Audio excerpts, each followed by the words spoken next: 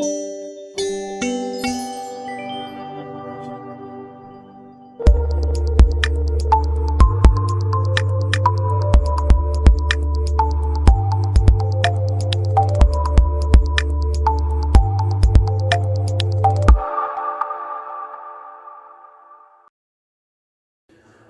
സർക്കാരിൽ നിന്നുള്ള ഫണ്ടുകളുടെ സ്വീകരിക്കലും അവയുടെ വിനിയോഗവും പൂർണ്ണമായും PFMS പ്ലാറ്റ്ഫോമിലേക്ക് മാറിയിരിക്കുകയാണല്ലോ.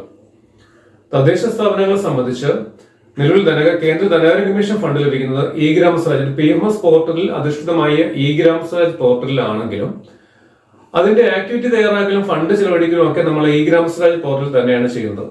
ഫണ്ട് ചെലവഴിക്കൽ ഗ്രാമസ്വരാജ് പോർട്ടലിൽ ചെയ്യുന്നുവെങ്കിലും അതിന്റെ ബാക്ക്ഗ്രൗണ്ടിൽ പ്രവർത്തിക്കുന്ന PFMS പോർട്ടലാണ്. നമ്മളത് അറിയുന്നില്ല എന്ന് മാത്രം. ഇനി കേന്ദ്ര സർക്കാരിൽ നിന്നുള്ള ഫണ്ടുകൾ പൂർണ്ണമായും ശുചിത്വ മിഷന്റെ ഫണ്ട് ഉൾപ്പെടെയുള്ള ഫണ്ടുകൾ പൂർണ്ണമായും നമുക്ക് PFMSലാണ് ലഭിക്കുന്നത്. അപ്പോൾ PFMS വഴി വേണം അവരുടെ പേയ്മെന്റുകൾ ചെയ്യുന്നത്. അങ്ങനെ PFMS വഴി എങ്ങനെ അവരുടെ പേയ്മെന്റുകൾ ചെയ്യാമെന്നാണ് ഈ വീഡിയോയിൽ വ്യക്തമാക്കുന്നത്.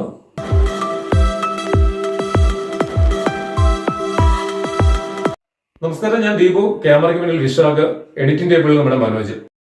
കേന്ദ്ര സർക്കാർ ഫണ്ടുകളുടെ മാനേജ്മെന്റ് പൂർണ്ണമായും PFMS പ്ലാറ്റ്ഫോമിലേക്ക് മാറിയിരിക്കുന്നത് കൊണ്ട് തന്നെ ഇന്ന് PFMSനെ കുറിച്ചുള്ള വീഡിയോയാണ് നിങ്ങളുടെ മുന്നിലെത്തുന്നത്.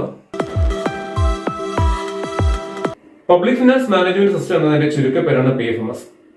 NICയുടെ സാങ്കേതിക സഹായത്താൽ controller and auditor general of India design ചെയ്തിരിക്കുന്ന ഒരു web based expenditure cum accounting പോർട്ടലാണ് PFMS. കേന്ദ്ര സർക്കാരിൽ നിന്ന് സാധാരണയായി നമുക്ക് സെൻട്രലി സ്പോൺസേഡ് സ്കീം വഴിയും സെൻട്രൽ സെക്ടർ സ്കീം വഴിയും കേന്ദ്ര ഫണ്ട് ലഭിക്കാറുണ്ട്. സ്കൂളുകൾക്കും കോളേജുകൾക്കും ചില NGOസിനും ഒക്കെ കേന്ദ്ര സർക്കാർ ഫണ്ട് ലഭിക്കുന്നത് സാധാരണ സെൻട്രൽ സെക്ടർ സ്കീമിൽ ഉൾപ്പെടുത്തിയാണ്. അതായത് ഫണ്ടിങ്ങിന്റെ 100% കേന്ദ്ര ഗവൺമെന്റ് തന്നെയായിരിക്കും തരുന്നത്. കേന്ദ്ര സർക്കാരും സംസ്ഥാന സർക്കാരും ഒരു പ്രത്യേക അനുപാതത്തിൽ ഫണ്ടിങ് ചെയ്യുന്നതാണ് സെൻട്രലി സ്പോൺസേഡ് സ്കീം. അതായത് നമ്മുടെ സ്വച്ഛ ഭാരത് മിഷൻ ഫണ്ട്, അതുപോലെ തന്നെ പെർഫോമൻസ് ഇൻസെന്റീവ് ഗ്രാന്റ് പോലെയുള്ളത്. അതിനകത്ത് നമ്മുടെ സംസ്ഥാന ഗവൺമെന്റ് ഒരു ഷെയറും കേന്ദ്ര ഗവൺമെന്റ് ഒരു ഷെയറും ആയിരിക്കും. ആ ഫണ്ടുകളെല്ലാം ലഭിക്കുന്നത് സെൻട്രലി സ്പോൺസേഡ് സ്കീം വഴിയായിരിക്കും. ഈ എല്ലാത്തരം ഫണ്ടുകളെയും മാനേജ് ചെയ്യാനുള്ള അല്ലെങ്കിൽ വിവിധ കേന്ദ്ര ഫണ്ടുകൾ റിലീസ് ചെയ്ത് യൂട്ടിലൈസ് ചെയ്യുന്നതിനുള്ള ഒരു വെബ് ബേസ്ഡ് പോർട്ടലാണ് PFMS എന്ന് പറയാം. PFMS പോർട്ടലിൽ പേയ്മെന്റ് ചെയ്യുന്നതിന് മുന്നേ ആദ്യം നമുക്ക് ഈ പോർട്ടലിൽ ഒന്ന് പരിചയപ്പെടാം. 3 തരത്തിലുള്ള യൂസേഴ്സ് ആണ് ഓഫീസ് തലത്തിൽ PFMS പോർട്ടലിൽ വേണ്ടത്. ഒന്ന് ഏജൻസി അഡ്മിനിസ്ട്രേറ്റർ അഥവാ ADM, അഡ്മിൻ ലോഗിൻ. രണ്ടാമത്തത് ഏജൻസി ഡേറ്റ ഓപ്പറേറ്റർ അഥവാ ADO. മൂന്നാമത്തത് ഏജൻസി ഡേറ്റ അപ്രൂവർ അഥവാ ADA. ഇത്തരം 3 ലോഗിനുകൾ, 3 യൂസേഴ്സ് നമുക്ക് ഓഫീസ് തലത്തിൽ നിർബന്ധമായും പേയ്മെന്റ് ചെയ്യുന്നതിന് വേണം. ആദ്യത്തെ യൂസറാണ് ADM അഥവാ അഡ്മിൻ ലോഗിൻ. നമ്മുടെ ഫണ്ടിങ് ഏജൻസിയാണ് അഡ്മിൻ ലോഗിൻ നമുക്ക് ക്രിയേറ്റ് ചെയ്ത് തരുന്നത്. അതായത് നമ്മുടെ ഓഫീസിനെ PFMSൽ രജിസ്റ്റർ ചെയ്യുമ്പോൾ തന്നെ നമുക്ക് ആദ്യം ലഭിക്കുന്ന യൂസറാണ് അഡ്മിൻ ലോഗിൻ അഥവാ ADM എന്ന് പറയുന്ന യൂസർ. അഡ്മിൻ ID ലഭിച്ചു കഴിഞ്ഞാൽ ഈ അഡ്മിൻ ലോഗിനിൽ നിന്നാണ് നമ്മൾ ഡേറ്റ ഓപ്പറേറ്ററെയും ഡേറ്റ അപ്രൂവറെയും ക്രിയേറ്റ് ചെയ്യുന്നത്. ശ്രദ്ധിക്കുക, സ്ഥാപനതല നമ്മുടെ ഓഫീസ് തല അഡ്മിനാണ് ആ ഓഫീസിലേക്കുള്ള ഒരു ഓപ്പറേറ്ററെയും ഒരു അപ്രൂവറെയും ക്രിയേറ്റ് ചെയ്യുന്നത്. ഓഫീസിൽ ഫയൽ ക്രിയേറ്റ് ചെയ്യുന്ന അല്ലെങ്കിൽ ഫയൽ പ്രോസസ് ചെയ്യുന്ന ക്ലർക്ക് ആരാണോ അദ്ദേഹത്തെ നമുക്ക് ഡേറ്റ ഓപ്പറേറ്റർ ആക്കാം അഥവാ ADO നമുക്ക് ആക്കാം. ചെക്ക് സൈനിങ് അതോറിറ്റി ആരാണോ അദ്ദേഹമായിരിക്കും അപ്രൂവർ. തദ്ദേശ സ്ഥാപനങ്ങളെ സംബന്ധിച്ച് സാധാരണയായി സെക്രട്ടറിക്ക് തന്നെയായിരിക്കും ആ ഒരു അപ്രൂവർ പ്രിവിലേജ് കിട്ടുന്നത്. നമ്മൾ സാധാരണ ഗ്രാമസ്വരാജിൽ മേക്കറും ചെക്കറും എന്ന് പറയും. ഇവിടെ PFMSൽ മേക്കർ ഓപ്പറേറ്ററും ചെക്കർ അപ്രൂവറുമാണ്. പ്രത്യേകം ശ്രദ്ധിക്കേണ്ട ഒരു കാര്യം, ഒരു സ്ഥാപനത്തിൽ ഒരു അഡ്മിനും ഒരു അപ്രൂവറും മാത്രമേ ഉണ്ടായിരിക്കാൻ പാടുള്ളൂ. എന്നാൽ ഓപ്പറേറ്ററെ എത്ര വേണമെങ്കിലും ക്രിയേറ്റ് ചെയ്യാം. അപ്രൂവറെ നിങ്ങൾക്ക് ക്രിയേറ്റ് ചെയ്യാം, പക്ഷേ ഒരു സമയത്ത് ഒരു അപ്രൂവർ ലോഗിൻ മാത്രമേ എനേബിൾ ചെയ്തിടാൻ കഴിയത്തുള്ളൂ. ഓപ്പറേറ്റർ ലോഗിൻ എത്ര വേണമെങ്കിലും ആക്കാം. പ്രത്യേകം ശ്രദ്ധിക്കേണ്ട ഒരു കാര്യമാണത്. നമ്മൾ ബ്രൗസറിൽ കയറി വെറുതെ PFMS എന്ന് ജസ്റ്റ് ഒന്ന് സെർച്ച് ചെയ്യുമ്പോൾ തന്നെ PFMSന്റെ ഒരു ലോഗിൻ പേജ് കിട്ടുന്നതാണ്. നമുക്ക് ലഭിച്ച അഡ്മിൻ ലോഗിൻ ഉപയോഗിച്ചത് ADM ലോഗിൻ ഉപയോഗിച്ച് അവിടെ ആദ്യം ലോഗിൻ ചെയ്യുക. ഫസ്റ്റ് ടൈം ലോഗിൻ ചെയ്യുക. നമുക്ക് ലോഗിൻ കൊടുക്കുമ്പോൾ ചിലപ്പോൾ 1 മാസത്തിൽ കൂടുതൽ നമ്മൾ ലോഗിൻ ചെയ്യാതിരിക്കുകയാണെങ്കിൽ ഇവിടെ ഒരു പാസ്വേഡ് റീസെറ്റ് ചെയ്ത് കൊടുക്കാൻ പറയും. പാസ്വേഡ് റീസെറ്റ് ചെയ്ത് ശ്രദ്ധിക്കേണ്ട കാര്യങ്ങൾ, മിനിമം ഒരു 6 ക്യാരക്ടേഴ്സ് ഉണ്ടായിരിക്കണം. ഒരു അപ്പർ കേസ്, ഒരു ലോവർ കേസും സ്പെഷ്യൽ ക്യാരക്ടർ ഒക്കെ ഉണ്ടായിരിക്കണം. അപ്പോൾ നിലവിൽ നമുക്ക് പാസ്വേഡ് ഉണ്ട്. നമ്മൾ 1 മാസത്തിൽ കൂടുതൽ ലോഗിൻ ചെയ്യാത്തതുകൊണ്ട് റീസെറ്റ് ചോദിച്ചു. അപ്പോൾ ഇവിടെ തൽക്കാലം ഞാൻ ചേഞ്ച് പാസ്വേഡ് കൊടുത്ത പാസ്വേഡ് ഒന്ന് റീസെറ്റ് ചെയ്തു. അപ്പോൾ പാസ്വേഡ് ചേഞ്ചിന് സക്സസ്ഫുള്ളി എന്നൊരു മെസ്സേജ് ഇപ്പോൾ വന്നിട്ടുണ്ട്. ആ പുതിയ പാസ്വേഡ് ഉപയോഗിച്ചിട്ട് വീണ്ടും അഡ്മിൻ ലോഗിനിലേക്ക് ലോഗിൻ ചെയ്യുന്നു. ഇവിടെ ലോഗിൻ ചെയ്യുമ്പോൾ തന്നെ നമുക്ക് അറിയാൻ കഴിയുന്നത് ഏത് ലോഗിനിലാണ് ലോഗിൻ ചെയ്തിരിക്കുന്നത്. നമുക്ക് ഏറ്റവും മുകൾ ഭാഗത്ത് നിന്ന് അറിയാൻ കഴിയുന്നത് അവിടെ നമുക്ക് ഏജൻസി ADM എന്ന് കാണിച്ചിരിക്കുന്നത് കാണാം. അപ്പോൾ ADM അഡ്മിൻ ലോഗിനിലാണ് ലോഗിൻ ചെയ്യുന്നത്. ഏത് സമയം ആദ്യം ലോഗിൻ ചെയ്താലും ഏത് ലോഗിനിലാണ് പെട്ടെന്ന് നമുക്ക് ഇതുപോലെ അറിയാൻ കഴിയും. ഇവിടെ ഏജൻസി ADM, അതായത് അഡ്മിൻ ലോഗിനിലാണ് നമ്മൾ ലോഗിൻ ചെയ്തിരിക്കുന്നത്. നമ്മൾ ലോഗിൻ ചെയ്ത് കഴിഞ്ഞാൽ അവിടെ റൈറ്റ് സൈഡിൽ മെനുവിൽ നിന്ന് മൈ ഡീറ്റെയിൽസ് എടുക്കുക. ആ മൈ ഡീറ്റെയിൽസിൽ മൈ പ്രൊഫൈൽ സെലക്ട് ചെയ്യുമ്പോൾ നിലവിൽ അഡ്മിൻ്റെ പ്രൊഫൈൽ അവിടെ കാണാൻ കഴിയും. നോക്കി അതിനകത്ത് പഞ്ചായത്തിന്റെ പേരും യൂസർ ടൈപ്പ്, യൂസർ ലോഗിന്, ഇമെയിൽ ID, അതിന്റെ സ്റ്റാറ്റസ് ഇവിടെ ഡിസേബിൾഡ് ആണ് കിടക്കുന്നത്. ചില സമയത്ത് അതിന്റെ സ്റ്റാറ്റസ് ഡിസേബിൾഡ് ആണെങ്കിൽ അഡ്മിൻ ലോഗിനിൽ നിങ്ങൾ ജസ്റ്റ് ഒന്ന് എനേബിൾ ചെയ്ത് കൊടുക്കുക. ഒരു കൺഫർമേഷൻ മെസ്സേജ് ആയിരിക്കുമ്പോൾ ഓക്കെ കൊടുക്കുക. അപ്പോൾ ഇതുപോലെ ഏതെങ്കിലും അഡ്മിൻ ലോഗിൽ നിന്ന് തന്നെ നമുക്ക് ഏത് യൂസറെ വേണമെങ്കിലും ഡിസേബിൾ ചെയ്യാനും എനേബിൾ ചെയ്യാനും കഴിയും. നമുക്കിപ്പോൾ പേയ്മെന്റുകൾ ചെയ്യണമെങ്കിൽ ഒരു ഓപ്പറേറ്ററെ ക്രിയേറ്റ് ചെയ്യണം, ഒരു അപ്രൂവറെ ക്രിയേറ്റ് ചെയ്യണം. അഡ്മിൻ ലോഗിൽ നിന്നാണ് ഓപ്പറേറ്ററെയും അപ്രൂവറെയും ക്രിയേറ്റ് ചെയ്യുന്നതെന്ന് പറഞ്ഞു. അപ്പോൾ എങ്ങനെയാണ് അഡ്മിൻ ലോഗിൽ നിന്ന് ഒരു ഓപ്പറേറ്ററെ ആദ്യം ക്രിയേറ്റ് ചെയ്യുന്നത് നോക്കാം. സ്ക്രീൻ ശ്രദ്ധിക്കുക. അതിനായി അഡ്മിൻ ലോഗിൽ നിന്ന് മാസ്റ്റേഴ്സ് സെലക്ട് ചെയ്യുക. അവിടെ യൂസേഴ്സിൽ നമുക്ക് 2 ഓപ്ഷൻ ഉണ്ട്, മാനേജും ആഡ് ന്യൂ. നമ്മൾ പുതിയൊരു യൂസർ ആഡ് ചെയ്യണം, അതുകൊണ്ട് ആഡ് ന്യൂ കൊടുത്തു. അപ്പൊ ടൈപ്പ് ഓഫ് യൂസർ അവിടെ നിന്ന് ഡേറ്റ അഡ്മിനിസ്ട്രേറ്ററും അതുപോലെ ഡേറ്റ അപ്രൂവറും ഡേറ്റ ഓപ്പറേറ്ററും. നമുക്ക് ആദ്യം ഡേറ്റ ഓപ്പറേറ്ററാണ് വേണ്ടത്. ഡേറ്റ ഓപ്പറേറ്റർ സെലക്ട് ചെയ്യുക. ആരെയാണോ ഓഫീസിൽ നിങ്ങൾ ഓപ്പറേറ്ററായിട്ട് നിശ്ചയിക്കുന്ന അദ്ദേഹത്തിന്റെ പേര്, last name, email ID, phone നമ്പറും മൊബൈൽ നമ്പറും കൊടുക്കുക. അദ്ദേഹത്തിന് ഏത് യൂസർ ID കൊടുക്കണം അത് നമുക്ക് തീരുമാനിക്കാം. ഏറ്റവും കൂടുതൽ 4 ക്യാരക്ടേഴ്സ് ഉണ്ടായിരിക്കും. ഞാൻ തൽക്കാലം ഓർമ്മിക്കാൻ എളുപ്പത്തിന് ഒരു പേര് കൊടുക്കുകയാണ്. അവിടെ ലോഗിൻ, ഇതായിരിക്കും നമ്മുടെ ലോഗിൻ ID. സബ്മിറ്റ് കൊടുക്കുക. സബ്മിറ്റ് കൊടുക്കുമ്പോൾ ഒരു മെസ്സേജ് കാണിക്കും, record saved successfully, your password has been send to your email address. അതായത് നമുക്ക് ഏത് ഇമെയിൽ അഡ്രസ് ആണോ നമുക്ക് അദ്ദേഹത്തിന്റെ യൂസറിന്റെ ID ആയിട്ട് കൊടുത്തിരിക്കുന്നത്, ID അല്ല, ഏത് ഇമെയിൽ അഡ്രസ് ആണോ അദ്ദേഹത്തിന്റെ കൊടുത്തിരിക്കുന്ന ആ ഇമെയിലിലേക്ക്, ആ യൂസറുടെ ഇമെയിലിലേക്ക് ഒരു സിസ്റ്റം സെറ്റ് ചെയ്തൊരു പാസ്വേഡ് പോകും. ഇവിടെ ഇപ്പോൾ യൂസർ ആ ഇമെയിൽ ഒന്ന് ലോഗിൻ ചെയ്ത് നോക്കുകയാണ്. ഇമെയിൽ ലോഗിൻ ചെയ്ത് നോക്കിയപ്പോൾ അതൊരു പാസ്വേഡ്, സിസ്റ്റം സെറ്റ് ചെയ്തൊരു പാസ്വേഡ്, ഒരു ഡിഫോൾട്ട് പാസ്വേഡ് അവിടെ വന്നിട്ടുണ്ട്.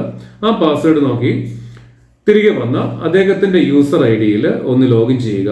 അതായത് ഇനി ലോഗിൻ ചെയ്യുന്നത് ആ യൂസർക്ക് വേണ്ടി നമ്മൾ ചെയ്തു കൊടുത്ത യൂസർ IDയിലാണ് ലോഗിൻ ചെയ്യുന്നത്. ലോഗിൻ ചെയ്യുമ്പോൾ നമുക്ക് സിസ്റ്റത്തിലേക്ക് നമ്മുടെ ഇമെയിലിലേക്ക് വന്ന പാസ്വേഡ് വെച്ച് ലോഗിൻ ചെയ്യുക.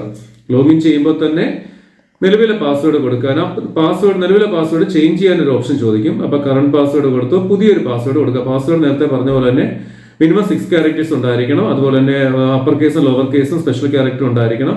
ഒരു ഹിന്റ് ക്വസ്റ്റ്യൻ ചോദിക്കും, അതിനും ആൻസർ കൊടുത്ത് അതിന്റെ ആൻസർ ഒന്ന് കൺഫേം ചെയ്ത് ചേഞ്ച് പാസ്വേഡ് കൊടുക്കുക. ചേഞ്ച് പാസ്വേഡ് കൊടുക്കുമ്പോൾ തന്നെ മെസ്സേജ് വരും, പാസ്വേഡ് ചേഞ്ച് സക്സസ്ഫുൾ. നമുക്ക് ഇനി ഈ പുതിയ പാസ്വേഡ് ആയിരിക്കും നമ്മൾ ലോഗിൻ ചെയ്യാൻ വേണ്ടി ഉപയോഗിക്കുന്നത്.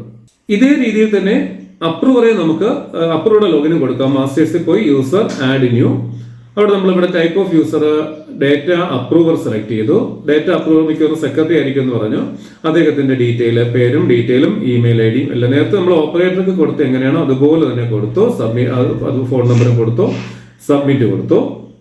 സബ്മിറ്റ് കൊടുക്കുമ്പോഴത്തേക്കും ഇതിന്റെ ഒരു പാസ്വേഡ് അദ്ദേഹത്തിന്റെ മെയിൽ IDയിലേക്കും നേരത്തെ പോയതുപോലെ തന്നെ അദ്ദേഹത്തിന്റെ മെയിൽ IDയിലേക്ക് സെൻഡ് ആയിട്ടുണ്ട്. നമ്മൾ നേരത്തെ ഓപ്പറേറ്റർ കേസിൽ ചെയ്ത പോലെ തന്നെ ആ മെയിൽ ID, ആ ഡിഫോൾട്ട് പാസ്വേഡ് എടുത്ത് നമ്മൾ എന്ത് ചെയ്യണം, ഇവിടെ എടുത്ത് വാലിഡേറ്റ് ചെയ്ത് പുതിയൊരു ചേഞ്ച് പാസ്വേഡ് കൊടുത്താൽ അദ്ദേഹത്തിന്റെ പാസ്വേഡ് റീസെറ്റ് ചെയ്ത് കിട്ടുന്നതാണ്. അഡ്മിൻ ലോഗിൽ നിന്ന് നമുക്ക് ഈ യൂസേഴ്സിനെ മാനേജ് ചെയ്യുക, അതായത് അവരുടെ സ്റ്റാറ്റസ് ഒക്കെ ചേഞ്ച് ചെയ്ത് കൊടുക്കുക. അത് അഡ്മിൻ ലോഗിൽ നിന്ന് മാസ്റ്റേഴ്സ് യൂസേഴ്സ് മാനേജ് എടുക്കുമ്പോൾ നമ്മൾ ചെയ്ത് ആ സ്റ്റാറ്റസ് കൊടുത്ത് അവിടെ സെർച്ച് ചെയ്യാം. ഇപ്പൊ എനേബിൾ ആയിരിക്കുന്ന എല്ലാ യൂസേഴ്സിനും ഇവിടെ കാണാൻ കഴിയും. ഏത് രീതിയിൽ വേണമെങ്കിൽ സെർച്ച് ചെയ്യാം.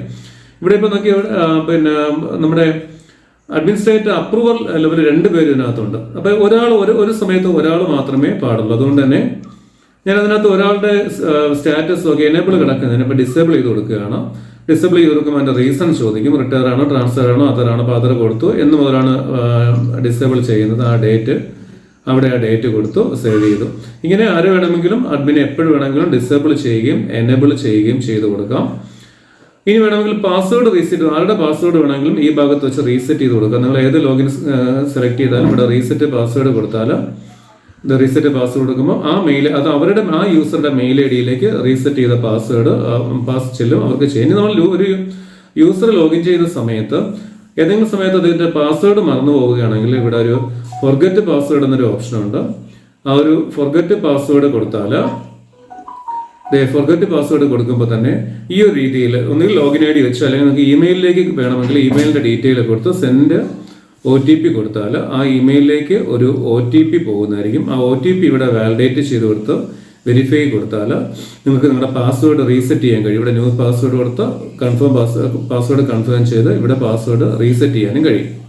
ഇപ്പം യൂസേഴ്സിനെയൊക്കെ ആഡ് ചെയ്തു, അപ്രൂവറും ഡേറ്റ ഓപ്പറേറ്ററും ഒക്കെ ആയി. ഇനി നമുക്ക് വെണ്ടർ ആഡ് ചെയ്യണം. അത് ആർക്കാണോ തുക കൊടുക്കേണ്ടത് അവരെ നമുക്ക് ആഡ് ചെയ്യണം. അതായത് ഇപ്പോൾ ഒരു ബില്ല് കൊണ്ടുവരികയാണെങ്കിൽ അയാളുടെ ആ ഒരു കോൺട്രാക്ടർ ആഡ് ചെയ്യണം, അല്ലെങ്കിൽ ഏതെങ്കിലും ബെനിഫിഷ്യറിയുടെ ആനുകൂല്യം കൊടുക്കുകയാണെങ്കിൽ ആ ബെനിഫിഷ്യറീസിനെ ആഡ് ചെയ്യണം. അപ്പോൾ ബെനിഫിഷ്യറിയും വെണ്ടറേയും പ്രത്യേകം രീതിയിലാണ് PFMS ആഡ് ചെയ്യുന്നത്. ആദ്യം നമുക്ക് വെണ്ടർ, ഇവിടെ എനിക്കിപ്പോൾ ഒരു AEയുടെ ഒരു ബില്ലാണ് വന്നിരിക്കുന്നത്. അപ്പോൾ ഒരു വെണ്ടർ നമുക്കൊന്ന് ആഡ് ചെയ്യാം. വെണ്ടർ ആഡ് ചെയ്യുന്നതിന് വേണ്ടി അഡ്മിൻ ലോഗിനിലേക്ക് ലോഗിൻ ചെയ്യുന്നു.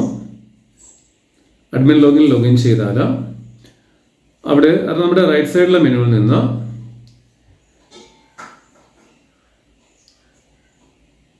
മാസ്റ്റേഴ്സ് സെലക്ട് ചെയ്യുക. മാസ്റ്റേഴ്സിനകത്ത് വെൻഡേഴ്സ്, അവിടെ മാനേജ് ഉണ്ട്, ആഡ് ന്യൂ ഓപ്ഷൻസ് ഒക്കെ ഉണ്ട്. നമുക്ക് തൽക്കാലം പുതിയൊരു വെണ്ടറെയാണ് ആഡ് ചെയ്യേണ്ടത്. അപ്പം ആഡ് ന്യൂ കൊടുക്കുക. വെണ്ടറുടെ ഭാഗത്ത് ആഡ് ന്യൂ കൊടുത്തു.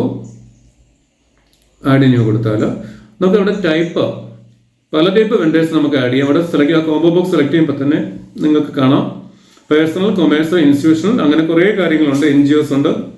നമുക്ക് തൽക്കാലം ഒരു പേഴ്സണലിനെ ആഡ് ചെയ്യേണ്ടത്. ഇവിടെ അപ്പം ഞാൻ പേഴ്സണൽ കൊടുത്തു. ഇവിടെ ധാരാളം ഓപ്ഷൻസ് ഉണ്ട്. അപ്പോൾ ഇതിനകത്ത് ഏതൊക്കെയാണ് ഇതിൽ മാൻഡേറ്ററി നമുക്കറിയത്തില്ല. ഇത്രയും ഓപ്ഷൻസ്, അതായത് അദ്ദേഹത്തിന്റെ date of birth, Aadhaar number, father name, അങ്ങനെ കുറേ കാര്യങ്ങൾ. അപ്പോൾ ഇതിനകത്ത് ഏതൊക്കെയാണ് മാൻഡേറ്ററി എന്ന് അറിയത്തില്ല. അത് അറിയാൻ വേണ്ടി ജസ്റ്റ് ആ സേവ് ഒന്ന് ക്ലിക്ക് ചെയ്യുക. സേവ് ക്ലിക്ക് ചെയ്യുമ്പോൾ തന്നെ റെക്കോർഡ് ഫീൽഡ് ഏതൊക്കെയാണ്, മാൻഡേറ്ററി ഫീൽഡ് ഏതൊക്കെയാണ് അവിടെ തെളിയും. ആ ഭാഗം മാത്രം തൽക്കാലം ഫില്ല് ചെയ്ത് കൊടുക്കുക. അപ്പോൾ ഞാൻ കോൺട്രാക്ടറുടെ അഡ്രസ്സും കാര്യങ്ങളൊക്കെ ഇവിടെ ഫില്ല് ചെയ്ത് കൊടുത്തു. മൊബൈൽ നമ്പർ കൊടുത്തു. അതുപോലെ തന്നെ മറ്റു കാര്യങ്ങൾ, ആവശ്യമുള്ള കാര്യങ്ങൾ മാത്രം കൊടുക്കുക. അതിന് താഴെയുള്ള ഗ്രിഡിന് താഴെയുള്ള ബാങ്ക് ഡീറ്റെയിൽ, അദ്ദേഹത്തിന്റെ ബാങ്ക് ഒന്ന് കൊടുക്കുക. ബാങ്ക് കൂടെ ജസ്റ്റ് 4 ലെറ്റർ വെച്ചെങ്കിലും സെർച്ച് ചെയ്ത് കൊടുത്താൽ ബാങ്ക് എടുക്കുക. SBI ആണ് ബാങ്ക്. ആ ബാങ്ക് ഒന്ന് സെർച്ച് ചെയ്ത് കൊടുത്തു. അദ്ദേഹത്തിന്റെ അക്കൗണ്ട് നമ്പറും കൊടുത്ത് ആഡ് ചെയ്തു.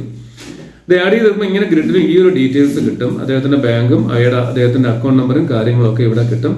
അവിടെ ഒന്ന് സേവ് കൊടുക്കുക. അദ്ദേഹത്തിന്റെ ഡീറ്റെയിൽ ഒന്ന് സേവ് ചെയ്യുക.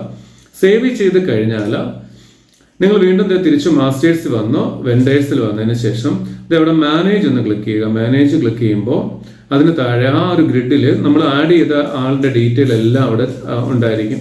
നിങ്ങൾ ജസ്റ്റ് ആ ഹൈപ്പർ ലിങ്കുള്ള അദ്ദേഹത്തിന്റെ കോൺട്രാക്ടറുടെ പേര് നേർക്ക് ഒന്ന് ക്ലിക്ക് ചെയ്താൽ ഇത് ഈ ഒരു ഭാഗം വരും. അദ്ദേഹത്തിന്റെ ഇപ്പോഴത്തെ സ്റ്റാറ്റസ് നമുക്ക് അറിയാൻ കഴിയും. നമുക്ക് എഡിറ്റ് ചെയ്യാൻ കഴിയും. മറ്റ് ഡീറ്റെയിൽ എന്ത് വേണമെങ്കിലും മാറ്റാൻ കഴിയും. ഇവിടുത്തെ അതായത് status pending, bank status pending എന്നാണ് കിടക്കുന്നത്. ബാങ്ക് സ്റ്റാറ്റസ് അപ്രൂവ് ആവുന്ന സമയത്ത് മാത്രമേ നമുക്ക് അദ്ദേഹത്തിന് പേയ്മെന്റ് ചെയ്യാൻ കഴിയുകയുള്ളൂ. അപ്പൊ ഇങ്ങനെയാണ് ഒരു വെണ്ടറെ ആഡ് ചെയ്യുന്നത്. വെണ്ടർക്ക് ഇപ്പോൾ അപ്രൂവ് കിട്ടിയിട്ടില്ല. വെണ്ടർക്ക് അപ്രൂവ് കിട്ടിയതിന് ശേഷം നമുക്ക് പേയ്മെന്റ് ഇതിനകത്ത് ഈ ഒരു പ്രോജക്റ്റിന്റെ എക്സ്പെൻഡിച്ചർ ആക്കാം. അതെങ്ങനെയാണെന്ന് അടുത്ത വീഡിയോയിൽ കാണിക്കാം.